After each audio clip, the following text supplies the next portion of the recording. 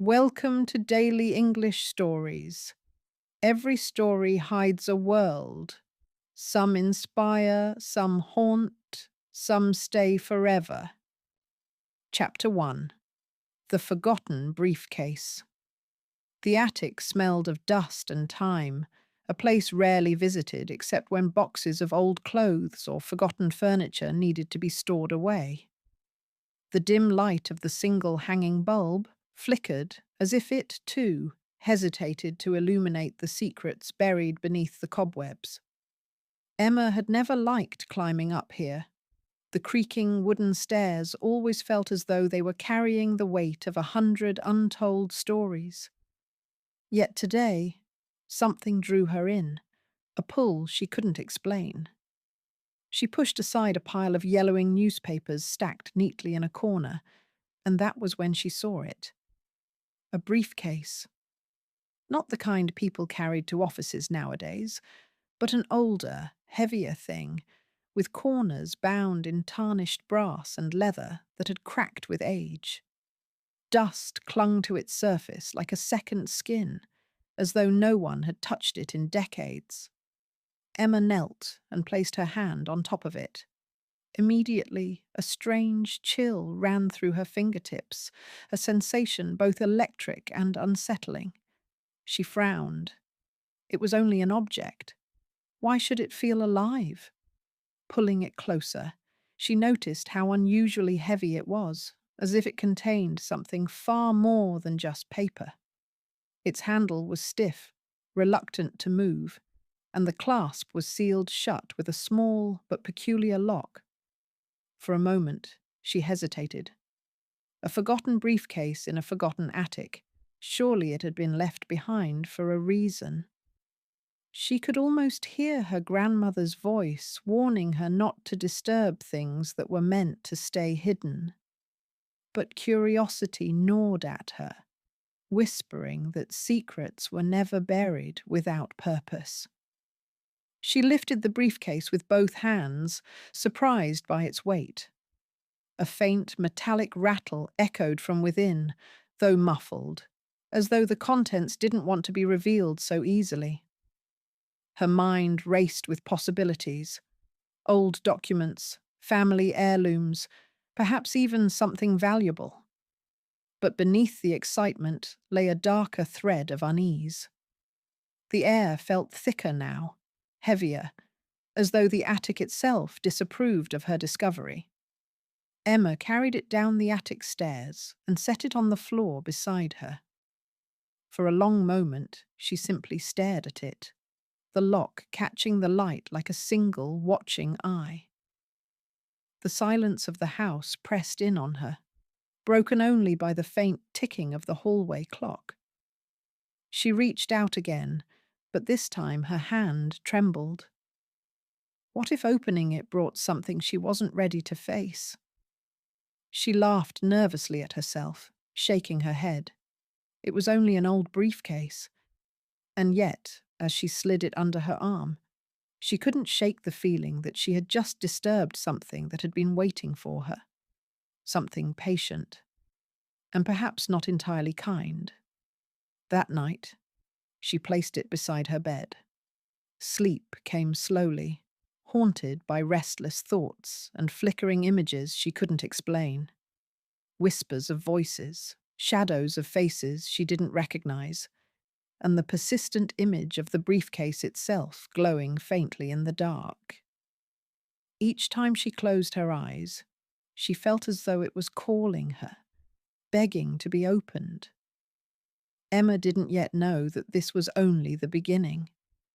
What she had found wasn't just an object, it was a key, and the secrets inside would change everything she thought she knew about her family, her past, and even herself. Chapter 2. Whispers in the Night. That night, sleep did not come easily. The briefcase rested against the far corner of my room, and though I tried to convince myself it was nothing more than an old forgotten relic, I could not ignore its presence. Its heavy silence pressed against me like a second weight on my chest, and every creak of the house seemed louder than it should have been. Sometime after midnight, I woke with a start. The air was thick and unmoving, yet I was certain I had heard something, soft at first, like the faint rustle of leaves against glass. I held my breath and listened. That was when I heard it clearly. A voice. No, not one, but several. Low whispers carried as though through walls too thin to keep secrets. I sat upright, my eyes searching the dim room. Shadows stretched unnaturally long, swaying as if guided by a rhythm I could not see. My heart pounded, urging me to dismiss it all as imagination. But the whispers grew louder. They circled me, overlapping, each one urgent but impossible to understand. It was as though a gathering of unseen people had filled the room, murmuring in a language that trembled at the edge of recognition. The briefcase. My gaze snapped toward it. In the pale glow of moonlight filtering through the curtains, I thought I saw it shift, just slightly, as if adjusting its weight. I blinked, convinced I had imagined it. And yet, a deep unease spread through me. That night brought no peace. I drifted in and out of uneasy dreams, each one stranger than the last. Faces of people I had never met appeared in vivid detail.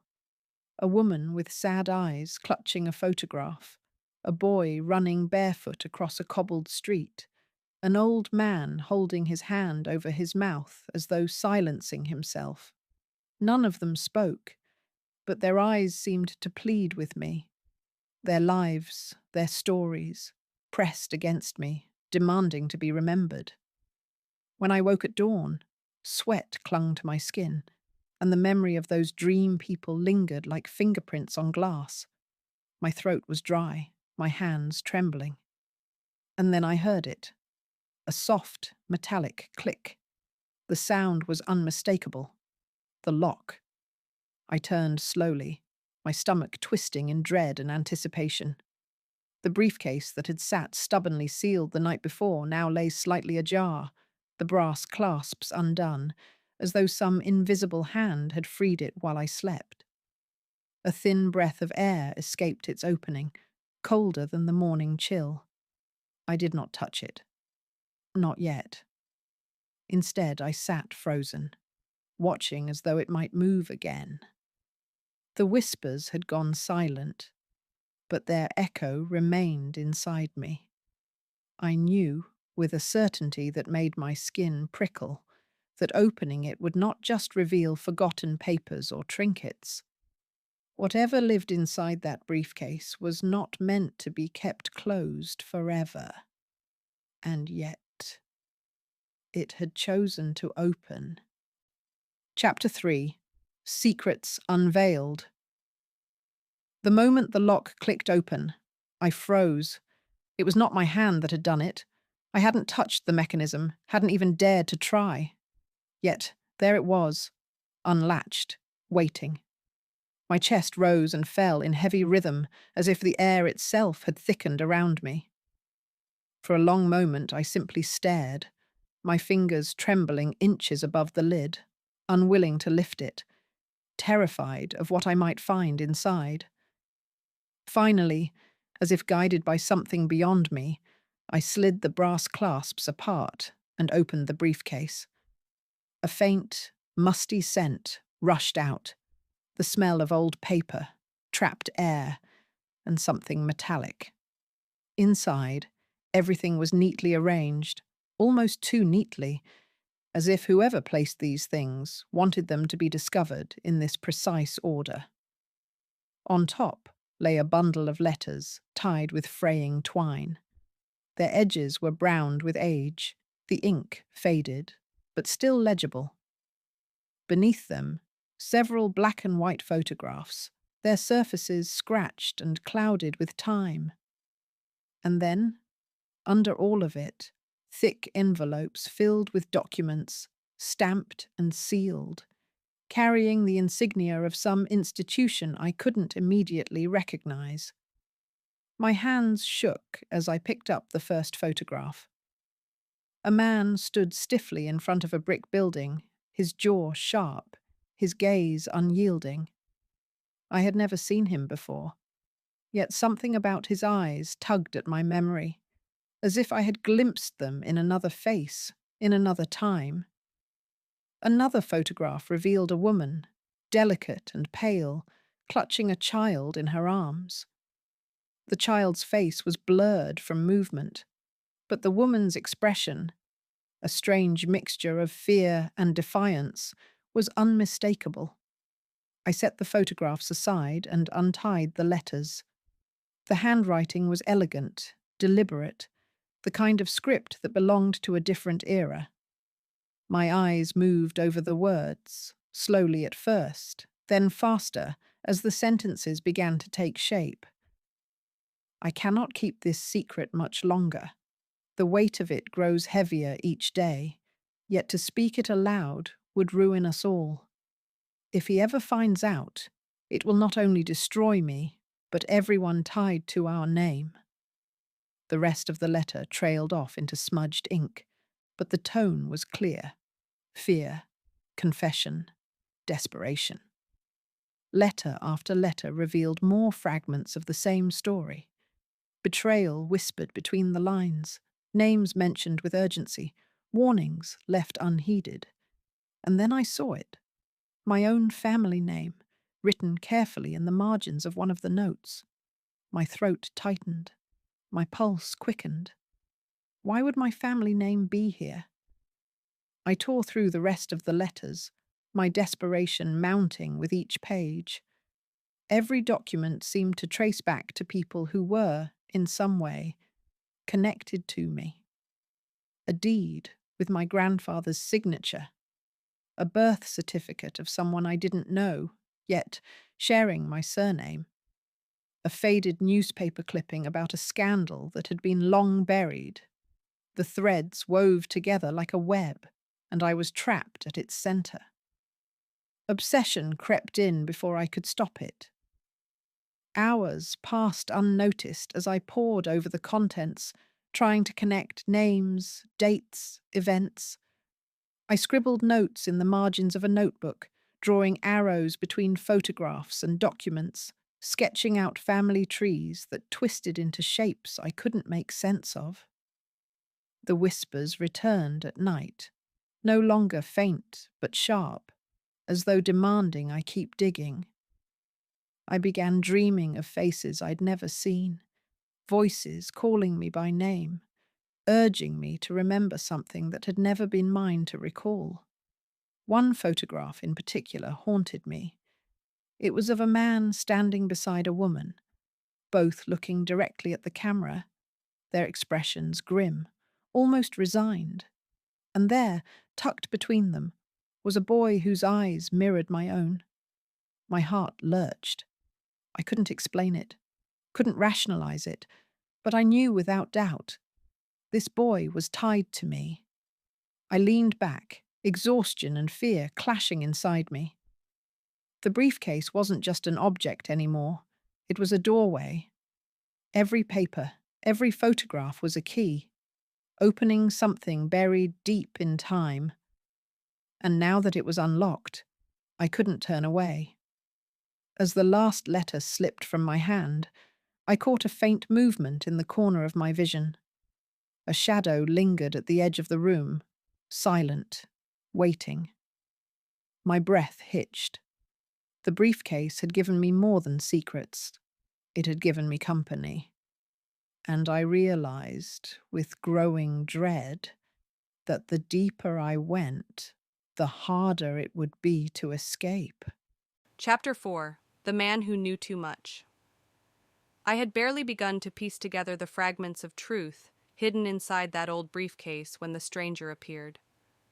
It was late afternoon, the kind of day where the sun sat low and shadows stretched longer than they should, creeping across the pavement as though reaching for me. I was walking back from the library, letters and photographs still circling my mind, when I noticed him. He was leaning against a lamppost across the street, too still, too quiet, as if he had been waiting all along. His eyes followed me, not with casual curiosity, but with a certainty that chilled me. When I turned onto my street, he crossed with deliberate steps, each one echoing in my chest. "You should stop," he said before I could even speak. His voice was calm, too calm, like the surface of deep, dangerous water. I froze. "Stop what?" I asked, though I already knew. "The briefcase," he said softly, as though the word itself carried weight. "Some things aren't meant to be uncovered. You've already seen too much." A wave of unease rushed through me. How could he know? My hands trembled, but I clenched them into fists to hide it. "Who are you?" He tilted his head and a small, almost pitying smile curved his lips. "Who I am doesn't matter. What matters is that you walk away from this. Forget what you found. Lock it back up. Burn it if you have to. But stop searching." I wanted to demand answers, to shout at him for speaking in riddles, but then he said something that left me breathless. "You still dream of the woman in the white dress, don't you?" The ground beneath me seemed to fall away.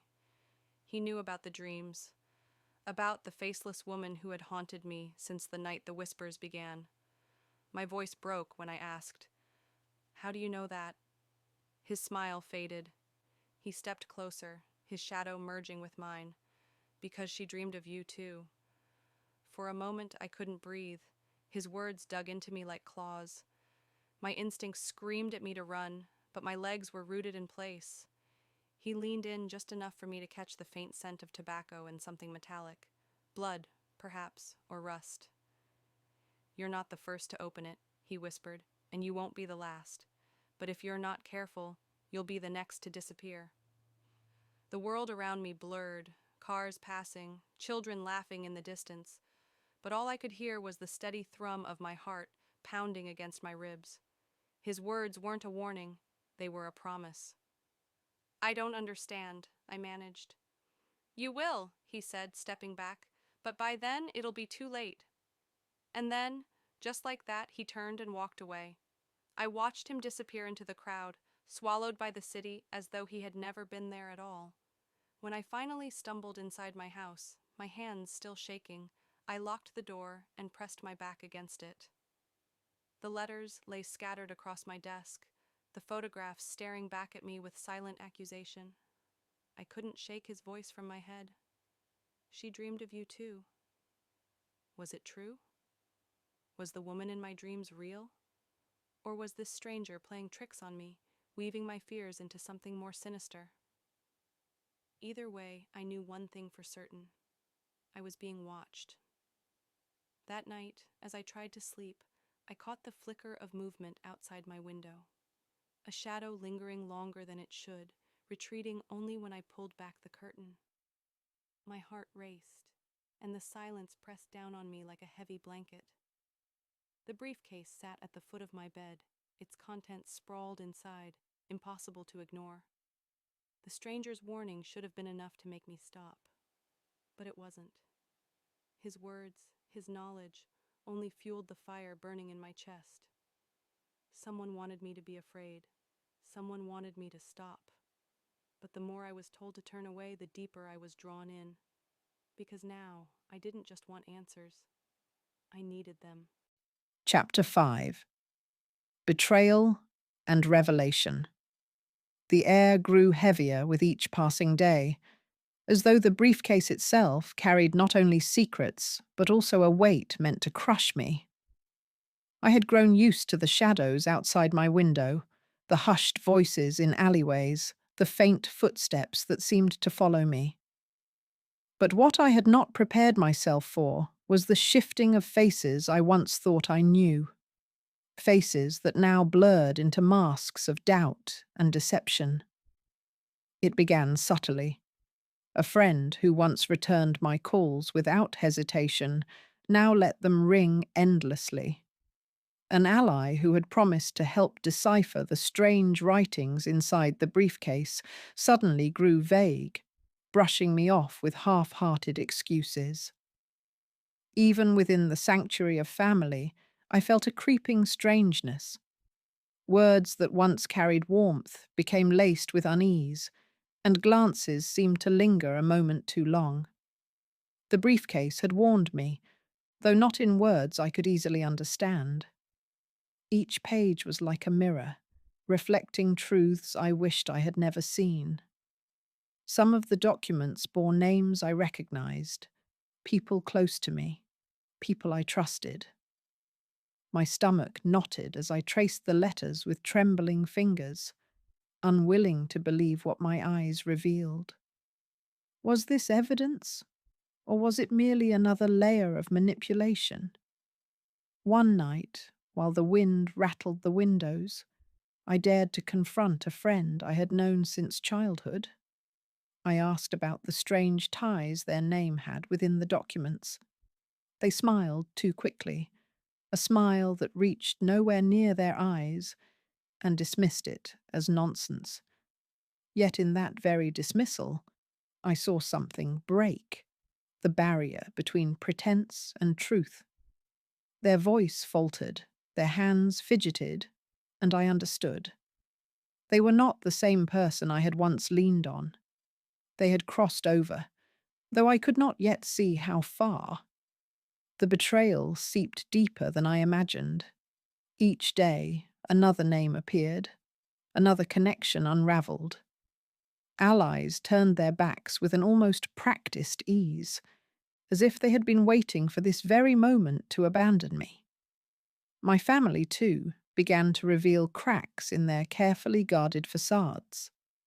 One whispered warning from a relative carried more venom than comfort, as though they were not protecting me, but warning me not to interfere further, for their own sake, not mine.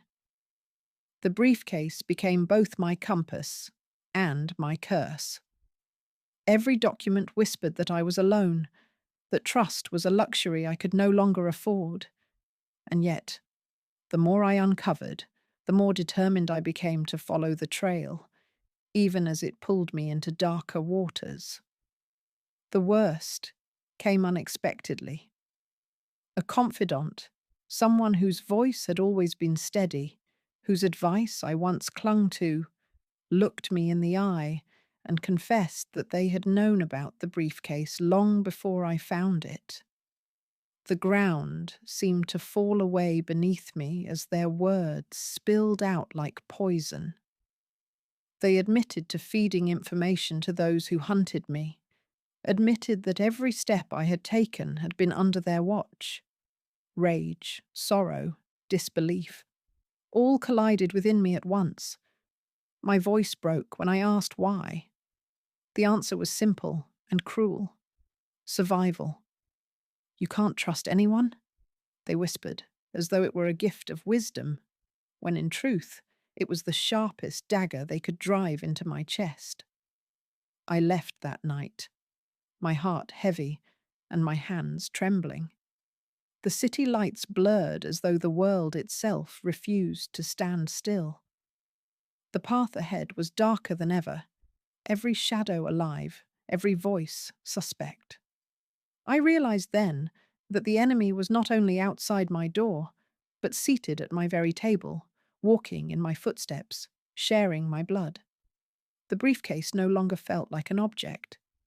It was alive, and with every revelation it bled into my life, consuming all I once held steady. The walls around me were crumbling, the ground unstable, and as I stumbled forward, I understood one thing with painful clarity. Betrayal was no longer a distant fear. It was here, sharp and undeniable, and it was only the beginning. Chapter 6. The Price of Knowing. I had always thought that truth would bring clarity, that once the shadows were lifted, I would finally be free. But standing there with the briefcase open before me, the final pieces laid bare, I realized that some truths do not set you free. They chain you tighter than any lie ever could. Every page I turned was a weight pressing against my chest, a reminder that once you know, You can never go back. The last document inside was unlike the others. It wasn't coded or marked with strange symbols. It was a letter, handwritten, trembling in ink, as if the writer had been both desperate and afraid. And as my eyes traced the words, I felt the ground beneath me shift. The names that appeared weren't strangers anymore. They were people I had trusted, people whose voices had guided me, whose hands had once steadied me in times of weakness. To see their betrayals in black and white was like watching the floorboards of my own house rot and collapse under my feet. The briefcase was not simply a collection of secrets. It was a mirror, a cruel, merciless mirror that showed the world as it truly was, stripped of its masks. And as I looked into it, I saw not only the faces of my betrayers, but my own reflection, frightened, exhausted, and broken. I had become part of this story, a character etched into its cursed pages, unable to escape its hold. The danger was no longer outside. It was closing in, creeping through familiar voices and friendly smiles. I could feel it in the sudden silence of the phone calls, in the way doors now closed a little too quickly when I approached. Even family, blood that should have protected me, carried daggers hidden in their words. Trust had shattered, and in its place grew a hollow silence that screamed louder than any threat. The briefcase had done its work. It had revealed the truth. But what use was the truth when it only left you alone, hunted, and afraid? I thought of the warnings, of the chance I had to walk away, and I wondered if ignorance had been the kinder path. Yet here I was, with the truth heavy in my hands, unable to close the case, unable to forget. And then came the choice. There was always a choice, though neither path promised salvation. I could bury the briefcase, lock it away where no one would ever see it again, and try to live in the fragments of a broken world. Or I could speak, shout the truth into the light, even if it burned everything I loved to ashes. Both roads demanded a price. Silence demanded my soul. Truth demanded everything else. I remember sitting there for what felt like hours, staring at that final letter. The words seemed to blur, as though the ink itself bled under the weight of what it carried. My hands trembled, not from fear anymore, but from the unbearable knowledge that whichever choice I made, I would never be the same again. In the end, I realized something cruel. Perhaps the briefcase had never been about secrets at all. Perhaps it was about me, about what I was willing to sacrifice for the truth, about how far I would go before I broke. The briefcase was the curse, yes, but it was also the mirror, and the reflection it showed me was a person I barely recognized. When I finally closed it, the sound echoed like a final sentence, a closing of a door that could never again be opened. I walked away, not because I was free, but because I carried it all inside me now. The briefcase no longer mattered. It had passed its curse onto me. And so, this is the price of knowing. The truth does not liberate. The truth consumes.